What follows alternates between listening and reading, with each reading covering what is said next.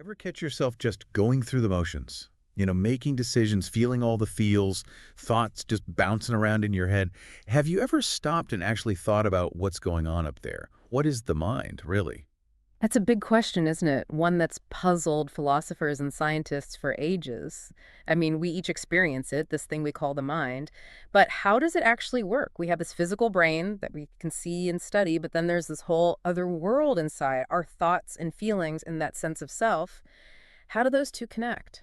That's exactly what we're diving into today. We've got some fascinating material to unpack, particularly this article from Mystical Abundance. They've got some thought-provoking ideas about this whole brain-mind relationship. They really do. Thinking of the brain as the hardware, like the physical stuff, and the mind as this energetic process, almost like the software running the show. It's a cool analogy, right? Yeah, it is. And it gets us thinking about how this energetic mind shapes the reality we experience. That's what we're aiming for today, to understand this connection, and maybe even see if we can learn to direct this whole process a bit more consciously. What do you think? Sounds like a plan. And the article starts in a clever way, by looking at how we usually define mind in the first place. It helps us understand how complex this concept really is. Right, like going back to basics. So they looked at a bunch of dictionary definitions, right? Oxford, Merriam-Webster's, all the big names. What were some of the common threads? How do we generally describe this thing called mind? Well, if you look across those definitions, you see some recurring themes. Generally, the mind is described as the part of us that thinks, feels, reasons, and experiences things. It's responsible for all those mental processes like remembering things, understanding what we perceive, making decisions, and being aware of ourselves in the world. The whole shebang. Okay, so those definitions give us a broad overview of what the mind does. But the article argues there's something deeper going on, right? It's not just a list of functions. Exactly. It's like they're describing the outputs, not the engine itself. The article digs deeper and suggests that the mind is more than just a bunch of thoughts floating around. It's a dynamic process, a flow of energy that's constantly shaping our experience. So they're saying the mind is the energetic activity of the brain happening right here, right now, in the present moment. It's this energy that shapes our emotions, how we perceive the world, and even the reality we create for ourselves. That's pretty powerful stuff. It really is. And to understand this connection better, the article brings in the work of Dr. Joe Dispenza. He's a neuroscientist and author who offers a fascinating perspective on the brain-mind relationship. Oh, I've heard of him. What does he have to say about it? Well, he's quoted in the article saying something like, when any neurological tissue in the brain or body is activated, it creates mind. And to make it even clearer, he also says, the mind is the brain in action. I love that second quote. It's so concise. It is. How And come? it shifts the focus from the brain as a static thing to the mind as this dynamic process, this constant activity. That brings us back to that hardware-software analogy, doesn't it?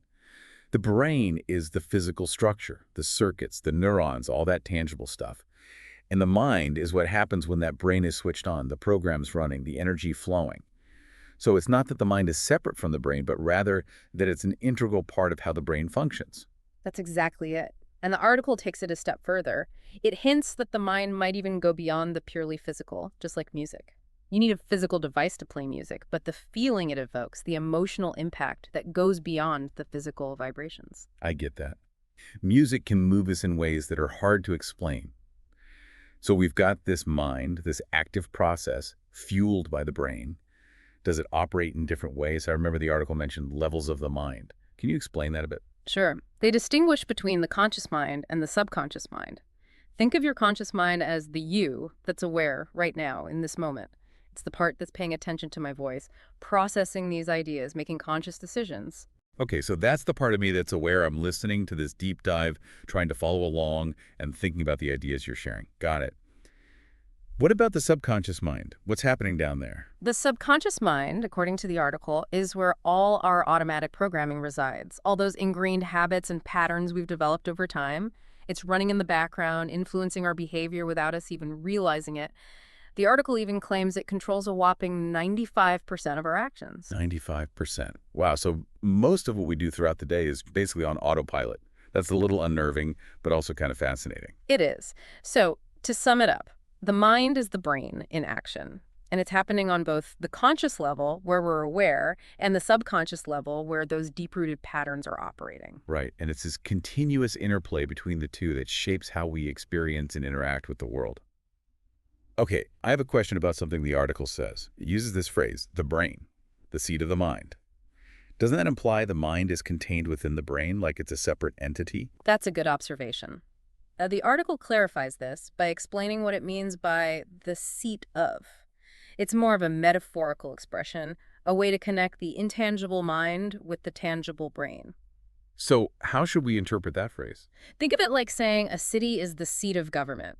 The government itself isn't the buildings or the physical location, but that's where its power and authority are concentrated. Okay, so it's not that the mind is literally sitting inside the brain, but rather that the brain is the physical foundation from which the mind emerges and operates. Exactly. The article gives other examples to illustrate this idea. It mentions the seat of innovation as a hub where new ideas are developed, and then it applies this concept to our topic with the seat of inspiration. So where's this seat of inspiration located, metaphorically speaking? It describes it as that mental and emotional space where our thoughts are clear, our emotions are positive, and our actions effortlessly align with our intentions. It's that state of flow where everything clicks and we feel inspired and motivated. Like when you get a great idea and you're just buzzing with energy to make it happen, it sounds like the brain provides the physical environment for those inspired thoughts and feelings to arise. Exactly. The brain is the foundation, and the mind, with its conscious awareness, is what brings those inspirations to life. The article concludes that the brain is the seat of the mind, and consciousness is the seat of awareness. Together, they create the framework for our non-physical aspects, like our thoughts, emotions, and awareness to influence our reality. Okay, I think I'm starting to get the bigger picture here. The brain is the physical stuff, the organ. The mind is what that brain does, the energetic process. They're different in that one is matter and the other is energy, but they're completely interconnected because the mind can't exist without the brain. It's almost like a quantum relationship, the brain being the particle and the mind being the wave. I like that. It captures the dynamic interplay between the physical and the energetic. And recognizing this distinction is crucial because it suggests that while we can't instantly change our brain's physical structure, we can influence its function in the mind through conscious awareness. Now we're getting to the good stuff. How does awareness give us the power to shape our reality? This is where it's really interesting for me. Well, think of it this way. Our brains are constantly buzzing with electrical and chemical signals. That's the neural activity that underpins everything we think, feel, and do. By directing our conscious awareness to this activity, we can actually observe our thoughts, emotions, and actions as they happen in the present moment. It's like stepping back and watching a movie of our own minds. So it's about becoming the observer. Exactly. And once you're aware of something, you have the power to choose how you respond to it. If you don't even realize you're constantly engaging in negative self-talk, for example, how can you change that pattern? Awareness is the first step towards intentional change. Makes sense. You can't change what you don't acknowledge. Precisely. The article then introduces what it calls quantum principles for shaping our reality. Now, when we say quantum here, we're not talking about complex physics equations. In this context, quantum refers to the fundamental level of reality where energy and matter are interconnected, where everything is in a constant state of flux. Okay, so how do these quantum principles apply to our minds and how we shape our reality? It boils down to two key elements. First, setting a clear intention for what we want to experience or change in our lives. And not just a vague wish, but a focused, crystal clear intention held with conviction and intensity. Okay, so intention is key. What's the second element? Cultivating the elevated emotions that we would naturally feel if that desired outcome were already our reality. That sounds tricky. How do you feel the emotions of something that hasn't happened yet? It's about shifting our mindset and really embodying the feeling. If your intention is to feel more joyful and abundant, for example, you would actively cultivate those feelings of joy and gratitude in the present moment, even if your external circumstances haven't fully caught up yet. So it's not just about thinking positive thoughts, but about genuinely feeling those positive emotions as if the desired outcome were already a reality. Exactly. The article suggests that by doing this, we're tapping into that interconnected field of energy, the quantum field that shapes our reality. Wait, so our thoughts and feelings can actually influence the fabric of reality? That's a pretty mind-blowing concept. It is. It's about shifting from being a passive recipient of whatever life throws our way to becoming an active participant in shaping our reality. I'm starting to see how this all ties back to the article's title. Mind your own quantum business. The brain at work. It's packed with meaning, isn't it? Definitely.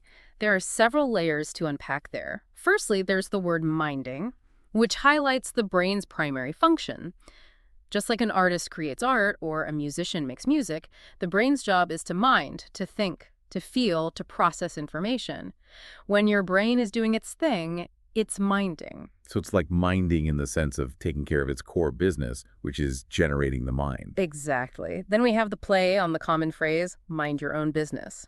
Usually it means staying out of other people's affairs, but the article gives it a new twist. What do they mean by mind your own business in this context? It's about consciously tuning into your own internal experience, becoming aware of your thoughts and feelings as they arise without judgment.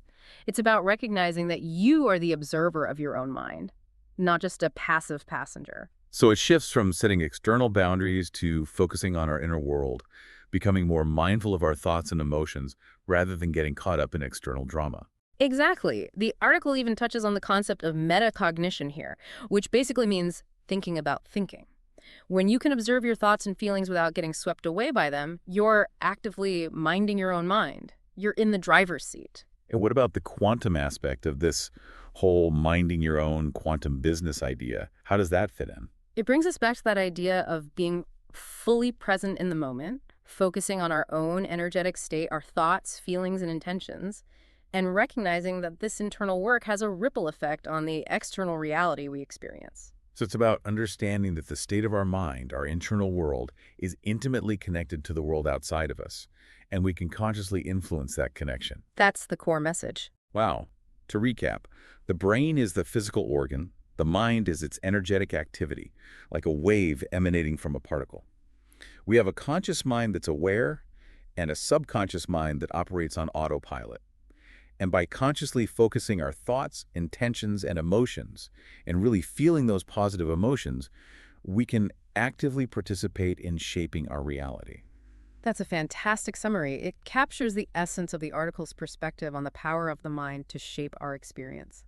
The article ends by posing some really thought-provoking questions to the reader. I want to put those to you, the listener, as well. Take some time to reflect on these. What was your biggest takeaway from this article? How have your past thoughts, feelings, and actions shaped the reality you're experiencing right now? Those are great questions to ponder. They really encourage us to look inward and examine the connection between our inner world and our outer experience. And as you do, consider this. What if the most profound way to change your world is to start by minding your own quantum business? To truly become the conscious observer of your mind, to cultivate those positive emotions, and to set those clear, heartfelt intentions. Food for thought, wouldn't you say? Absolutely. And if you're interested in exploring these ideas further, I encourage you to check out Mystical Abundance. You can find them on social media at Mystical Abundance Salon. They've got tons of great content on these topics. Thanks for joining us on this journey of exploration. Keep learning, keep questioning, and keep minding your own. Well, you know what kind of business we're talking about.